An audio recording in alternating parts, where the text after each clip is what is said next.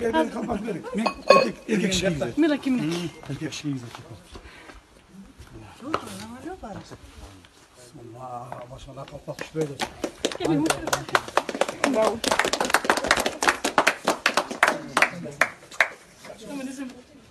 Şarkı gidelim bunu.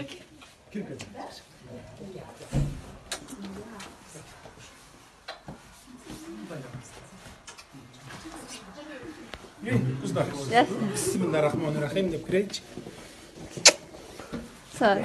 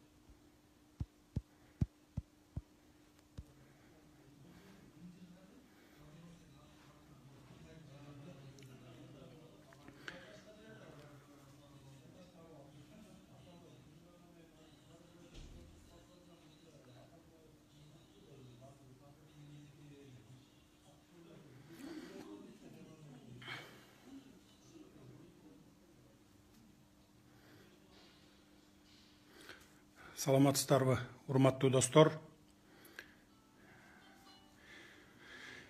Ушундай кырдаалда түз эфирге чыгууга туура келип турат. Азыр көрүүчүлөр көбөйсүн. Көбөйгөндөн кийин мен жалпы элге кайрылуу жасамакмын.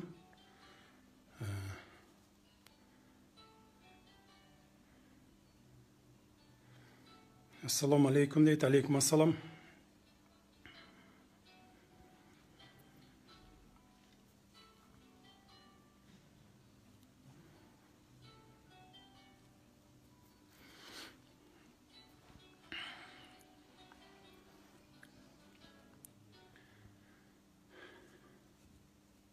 Ассаламу алейкум, урматтуу кыргызстандыктар, урматтуу мекендештер. Бардыгыңыздарга биринчиден сабырдуулукка тилеймин. Сабырдуулук болуңуздар, сабырдуу болуңуздар. Экинчиден мына бүгүн кечетен бери ушундай акыбалда бийлик алмашып атат, тилекке каршы. Ушундай кан төгүүсүз тынчтык жолу менен алмашса жакшы болмок. Бирок эми болор иш болду, боосу канды дейт.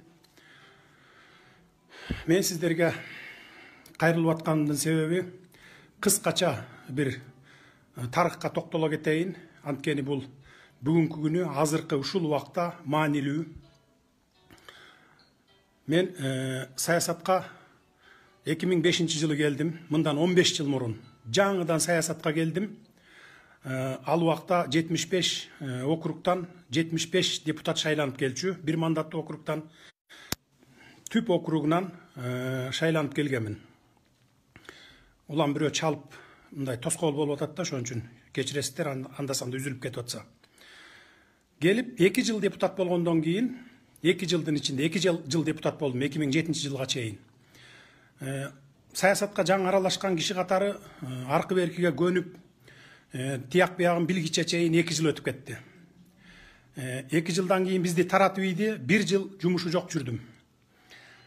1 жылдан кийин Kurmanbek Bakиев чакырып өзү şu komissar болуп иштеп бер деди. Мейли мен иштеп берейин, мыйзам менен иштеймин. Бирок мен эч кимге баш иймейин, түздөн түз биз сиз менен иштеймин дедим. Макул деп комиссар кылды. Комиссар болуп 2010 жылга чейин дагы 2 жыл иштедим. 2010 жылы революция болду. Өзүңүздөр билесиздер, экинчи революция. Андан кийин ошо август айына, сентябрь айына чейин комиссар болуп отуруп, 2010 жылы ата журт менен депутаттыкка бардым. Ошол депутаттыкка 2010 жылга чейин ушу саясаттан мен жакшы бардыгын баягы жаңы келген киши катары 2005-тен 2007-ге чейин, андан кийин комиссар болуп иштеген мезгилдерде ушул аралыктарда мен саясатта жүрүп бардыгын көрдүм. Чиновниктердин ким экенин, кимиси кайсы жерден ичип жейт экенин, кимиси каерде дойласы бар экенин баарын көрдүм. 2010 жылы келип 2011 жылга чейин иштедик депутат болуп. Сот системасы боюнча комитетти жетектедим. 4 айдын ичинде 5 мыйзамды өзгөртүп сотторго. Ошол сот реформасын жасайлы дегенде мыйзамдар өтүп атканда, жазылып атканда ушу убактылуу өкмөт, анда 14 мүчөсү эмес беле, Отунбаева баштаган, Атамбаев, Текебаев жана башкалар. Жазып атканда, жогорку кеңештен өтүп атканда булар көп көңүл бурган эмес. Анан кийин практика жүзүндө сот реформасы башталганда булар билди. Анткени жогорку сот менен Конституциялык палата өтүп, баягы ошо реформа жүрсө, сот системасы кандай иш алып барат, ошону булар практика жүзүндө билип калды. Анткени жогорку кеңештен Конституциялык палатанын соттору, анан жогорку соттор өтүп баштаган. Ошентип анан булар бардыгы каршы чыгып, Отунбаева, Атамбаев, бардыгы ошол палатадагы депутаттар керек болсо каршы чыкты дагы. Мени бир 100дөй адамды алып келип, аялдар бар арасында бөтөлкө ыргыттырып, тапичке ыргыттырып, Садыр Жапаров деген ата журттун сотторун коюп алыптыр, анан антип атыптыр, минтип атыптыр, өзүнүн жакын тууганын коюп алыптыр, Замир Базарбеков деген деп, ушундай кылып, тоскоолдук кылып туруп, мени комитеттиктен алып түшүп, баягы сот реформасын токтотуп салышкан. Токтотуп салышып, Токтогул Туманов дегенди коюп комитеттин башчылыгына. Кайра 5 мыйзамды жазып, башка мен жазган мыйзамдан, мен деп авторлору бар, чогуу депутаттар болчубуз, 5-6 депутат. Ошол мыйзамдын баарын токтотуп туруп, өзүлөрү 6 ай бою кайрадан мыйзам жазышкан. Мына бүгүнкү ошол мыйзам бүгүнкү чөнтөк сотторду түзүп алышкан.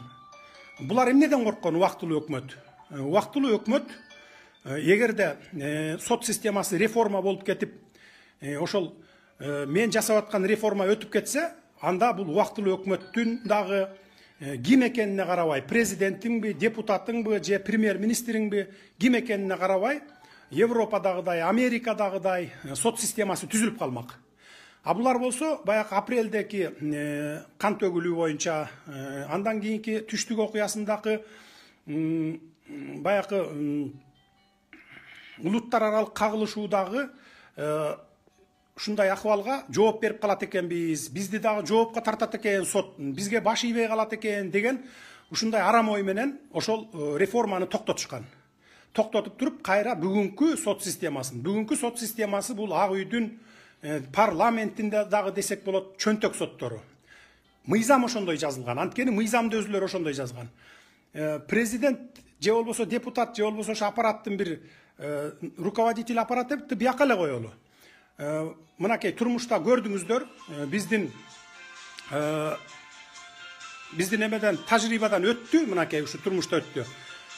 Бая Манас Арабаев деген, андан кийин Индира Жолдубаева деген, ушундай эле жөнөкөй эле бая начальник отделдер. Жөнөкөй эле начальник отделдер чалса сотту. Керек болсо сотторду атууга кетиресиң муну деп заказ берсе дагы бүгүнкү соттор ошону аткарат. Анткени мыйзам ошондой жазылып калган. Мына ошонун кесепетинен биз бүгүн ушундай акыбалга келдик. Бул биринчиси. Экинчиси, кумтөр боюнча. Мен маселени кумтөр боюнча көтөрдүм, аны баарыңыздар билесиздер. Бул кумтөр Кыргызстандын эле мафиясы эмес, бул дүйнөлүк мафия. дүйнө жүзү боюнча мафия. Аны көтөрүп чыкканыбыз үчүн мынакей Камчыбек Ташиев болуп көтөрүп чыкканбыз. 2012 жылы муну дагы парламент сатылып кетип, ошол канадалык компанияга. Эми бардыгы дебеймин, ошол мезгилде көпчүлүгү десем болот. Биз тарапта болуп, Кумтөр элге өтсүн, мамлекеттин элдин кызыкчылыгына иштесин деген депутаттар дагы болгон. Бирок алар азчылыкты түзүп калганбыз. Бир 35-37 депутатты түзүп калганбыз. Калганынын бардыгы сатылып кетишкен.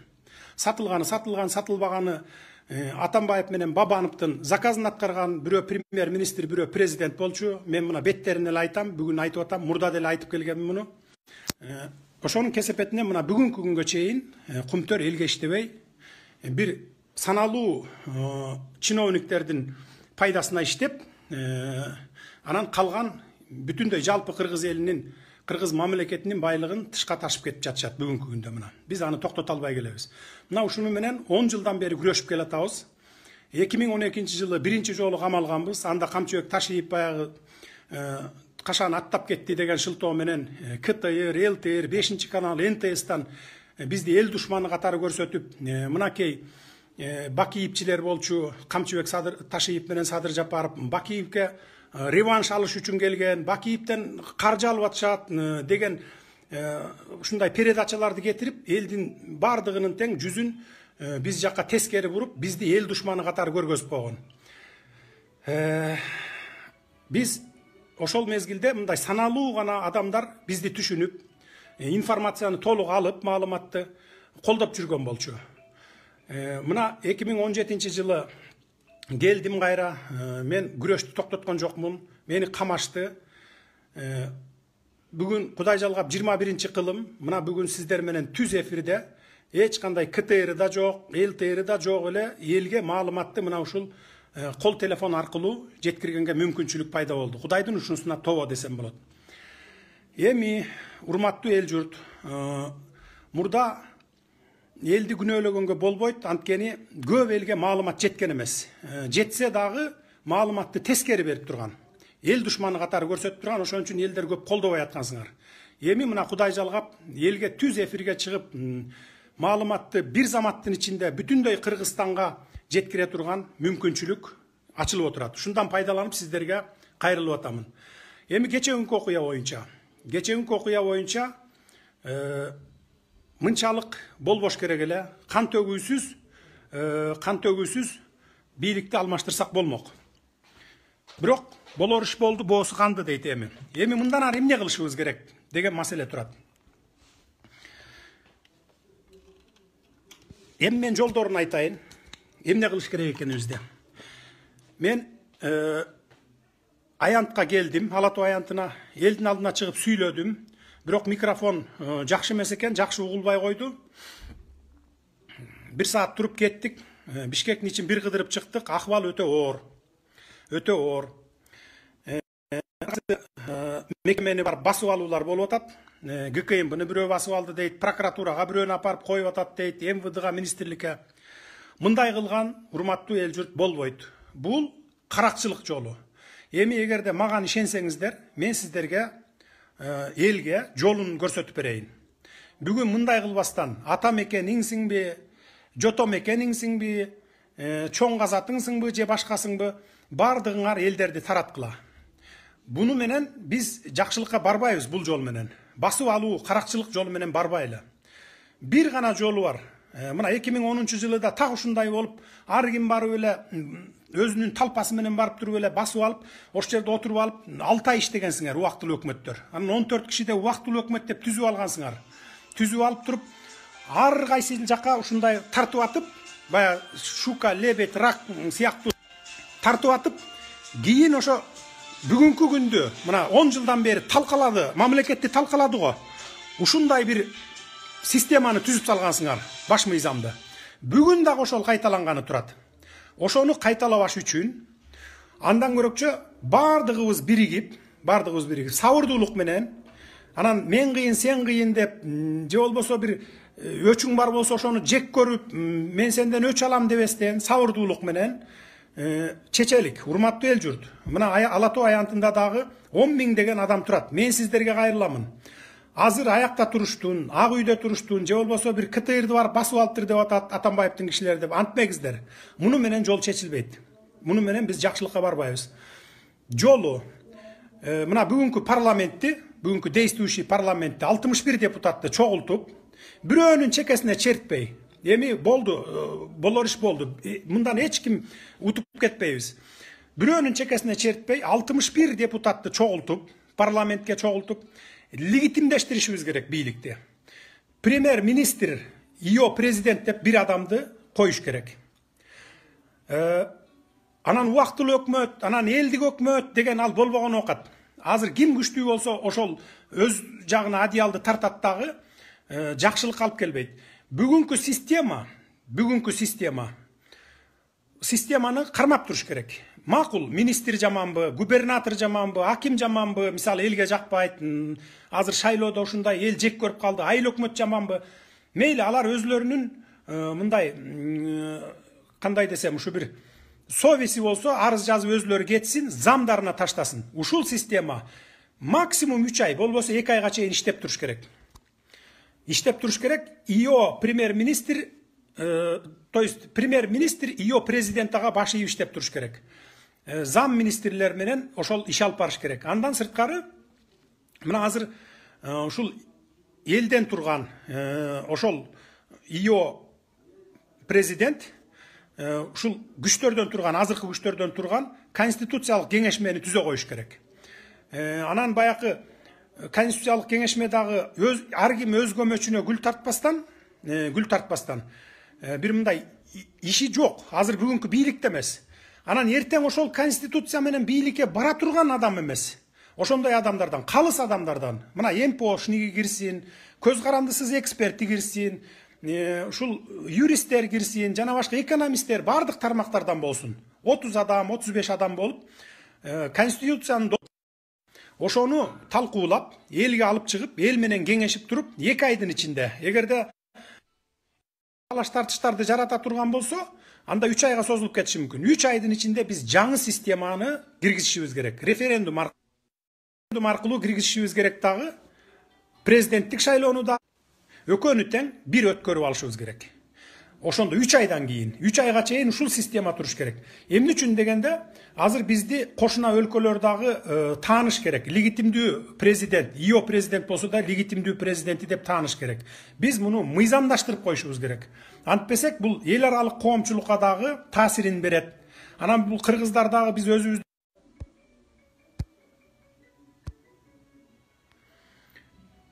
тарап тынчтыкты сакташыңыздарды мен өтүнүп кетет элем. Азырынча ушул. Дагы түз эфирге чыккыча чейин саламатта болуңуздар.